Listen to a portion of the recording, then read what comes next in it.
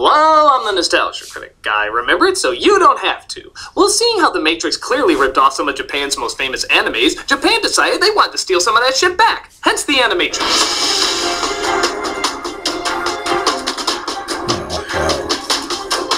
After the success of the first Matrix movie and in between filming the Matrix sequels, several animators and storytellers, including the Wachowskis, decided to get together and do a series of shorts based on the idea of the Matrix. The result is the Animatrix, an anthology that many claim is actually better than the Matrix films themselves. In many respects, they're kinda right. In others, well, let's just say the subtlety of the Matrix mixed with the subtlety of Japan is anything but subtle.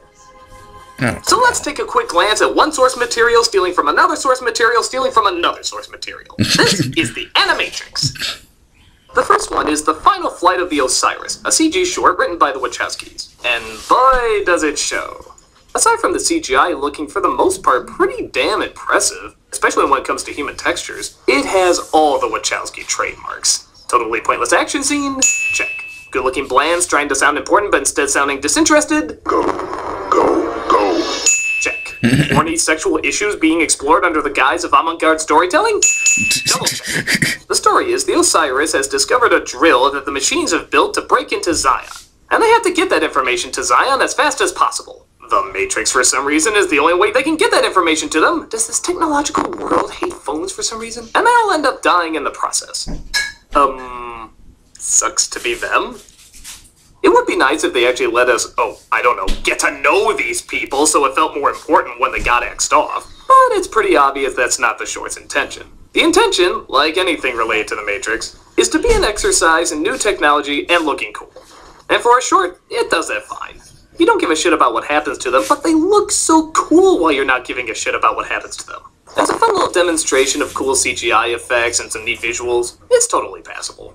The next one, however, is anything but short. It's another one written by the Wachowskis describing the history of how the Matrix came into being.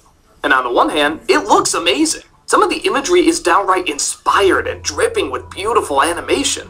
With that said, it still doesn't excuse the fact that it makes little to no sense and is still deep fried in pretentious batter. I mean like, extra crispy pretentious batter.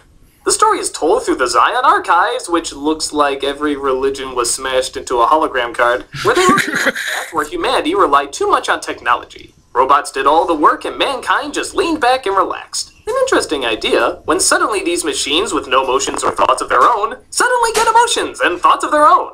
It happens. I think my toaster's looking at me. This apparently spawns from one of them murdering his owner because he didn't want to be deleted. Of course, if these things were supposed to be programmed with emotions before, it's pretty obvious this would happen a long time ago, but because two popular commentaries are life just happens and man equals bad, they decide they do suddenly have feelings now. But mankind, being stupid evil us, decides to destroy them all and doesn't care for their emotions that may or may not be there programmed in originally. Oh, the confused humanity. The surviving machines create their own country and even though they were banished from humanity, somehow still do humanity's work. You still following this? There's a test later, and I can assure you I'm gonna fail it. But, get this, the machine's economy does better, flinging the human economy out of whack. So again, being big, stupid, evil us, we just decide to blow them all up. Because man like boom and evil and everything wrong.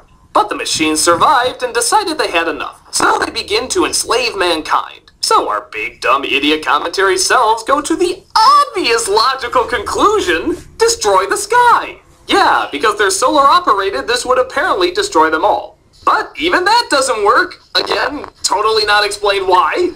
As the machines finally enslave all of humanity and eventually form the Matrix to feed off of our energy. I guess we suck. Bye!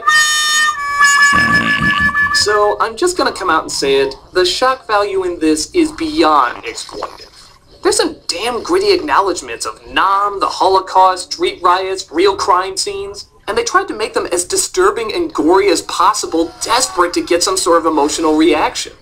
Now don't get me wrong, I have nothing against intense imagery. If it's fit and it's deserving, I say go for it. Take us out of our comfort zone. But for a science fiction story, it doesn't really explain the science nor the fiction in any logical sense. We can't get behind the emotion of it because on top of there being no one to connect with, there's just no rational progression to what's going on. Commentary is supposed to explain why or how something is the way it is, where this seems more focused on getting an emotional response with disturbing imagery, but no reason why. But with that said, it is still something to admire just on its visual ambition. I could totally see someone getting ideas for a stronger project just based on its dramatic layout. But in terms of making any sense or becoming emotionally invested, this is definitely not the place to look. Kid Story is the last of the Wachowski-written shorts, and give it credit that it at least attempts to make an emotional connection this time, or at least feel something resembling an emotional experience. Most of it focuses on a high school boy who spends his time on the computer trying to follow the path Neo and Trinity left behind. Eventually, Neo gets in contact and agents try to capture him. We have a long chase scene, and in the end, he literally makes a leap of faith and somehow gets broken out of the Matrix. Again, explaining is just for people who want to make sense of things. And we see that Neo and Trinity are there to greet him. You'd save me. You saved yourself. On the one hand, this could very easily be a recruitment video for a cult. Trust our faith, drink the Kool-Aid, and off yourself. Trust me, you'll be okay. But I think the idea behind it is more dedicating everything you have to something of value that you truly believe in. And don't get me wrong, it is a little sketchy, especially seeing how the kid commits suicide and gets rewarded for it at the end. I think it's pretty obvious that's going to press some buttons for some people, but I'm going to make the assumption that's not the short's intention. The intention is to create an experience of a rush of the world around you speeding up, slowing down, looking detailed, looking sloppy, and all of it building up to this great big moment of truth. It still makes no sense, but it does manage to capture a true experience. You feel the panic, you feel the intrigue, you feel the fear. You feel like the adrenaline itself is putting you in another world. And as that goes, it's pretty well directed. You can see every sketch and pencil line in every second, giving a sense of life and action knowing that every drawing is done frame by frame. What makes Thermacare different? 2 words. It heals. How? Seriously? With heat. Unlike creams and rubs that mask the pain, Thermacare has patented heat cells. Ignore that. Ignore all that shit for 5 seconds. Let's review. Heat plus relief plus healing equals Thermacare. The proof that it heals is you. Who gives a shit? It's not just a CGI puppet that they're moving. Every motion is done from scratch, and you can feel the energy off of all of it. That alone makes it really worth watching. If not taken the wrong way, it is pretty impressive to check out. The next one is my absolute favorite. It starts off with a couple sparring in a training program when one of them offers the other a way out. A way to return to the Matrix and live a normal life again. What's real doesn't matter. What's important is how we live our lives. But we can't go back, Duo. We know the truth now. We can forget all of this. Confused and not knowing what to do, they partake in both a verbal and physical fight, debating what's the right choice and what isn't. Running away won't change anything! You're the one that's running away! Stop pretending! This takes up the majority of the short, all leading to a twist ending that I won't give away here, but I personally thought was a great way to finish. This, in my opinion, is what the Matrix should be. Quickly understand these characters, feel their relationship, identify with both sides of their struggle, and both the fighting and visuals match the emotional impact of what they're going through. There's no shock value or forced commentary, it's just watching these two people you sympathize with duke it out through hardship and sacrifice. It's all you need, and it's done to the best of its ability. The artwork complements it great, the imagination is strong, the fighting's cool, and you're with them every step of the way. What can I say? It's hands down my personal favorite. The next one is pretty well done too. Once again, focusing more on an experience than a detailed story, World Record shows an athlete who's about to break exactly that, the world record. But literally, in being so fast, he breaks the chains of the Matrix and actually starts to wake up and see the truth, based only on his physical abilities. It's actually a very interesting idea. The majority of the short is simply focusing on this experience, but once again, it's all you need. You feel the limit this guy is pushing himself to, and you worry both that he'll either wake up and be destroyed by agents, or that he'll fail and not break the record at all. Or even the third option, that he might push himself so far that he might not even survive. Again, it's the simplest things that can be the most effective, and both the pacing and the animation style totally pull it off. It's also an intriguing idea that you can see another plane simply based on physical attributes. It's been discussed before by many, but this one is smart enough to know it's a visual medium and it's better to show it rather than talk about it. And it does a great job in doing so. Definitely worth the time to check out. Which brings us to Beyond, which is probably my second favorite out of the series. Again, taking a very simple idea and simply focusing on the experience of it. A young woman and some kids she stumbles across discover what is simply defined as a glitch in the Matrix. I imagine there's a lot of those with all the plot holes these movies make. But once again, the majority of the short is just them interacting with the glitch. They can make time go backwards, change the weather in small areas, and even slow down the world to see it in all its beauty. Again, the focus is the experience, and it's done with very simple yet connectable characters. It does go a little abstract near the end by hinting at something bad, I'm not sure what it is, but honestly, because it's mostly a visual experience and it's obvious there's parts left open to interpretation, I don't mind it. It's kind of like knowing through all these incredible things that you may go through in life, there's always a dark, troubling side waiting on the other end. That's what I got out of it, but maybe it doesn't mean that at all. Maybe it means something totally different. I don't know. I'm just glad they're leaving it up for us to decide instead of jamming in so much plot detail that actually makes less sense the more you describe it. Good animation, good experience, good short. Next is a detective story. A film noir about, what else? A detective, trying to find the infamous Trinity. And that's really about it. Not much really happens outside of the search for her, but if you're a fan of dark shadows, shady blinds, and alcoholic men in trench coats, it's a fun little story.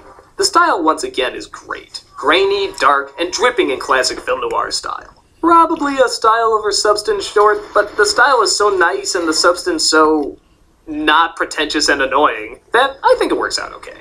If you like film noir, you'll be glad you checked this out.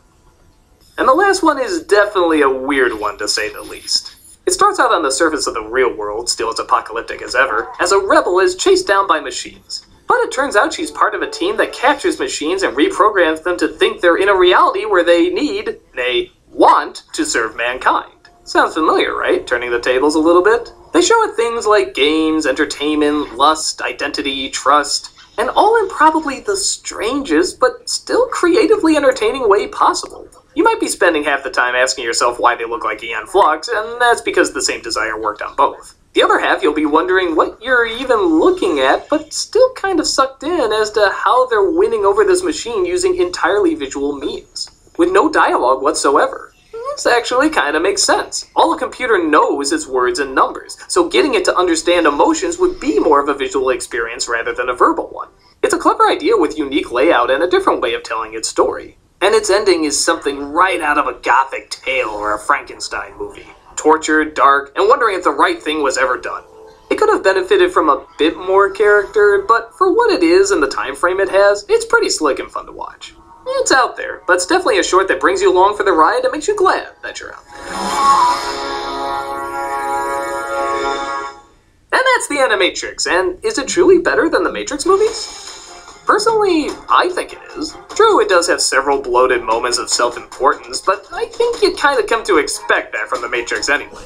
The shorts that work really work, and even the ones that don't still have so much artistic ambition and technical wonder that I'd still recommend checking them out anyway. Visually spectacular with some interesting ideas. If you're looking for a bit more substance for your Anna money, this is not a bad item to spend it on. I'm the Nostalgia Critic. I remember it because you will never live that down.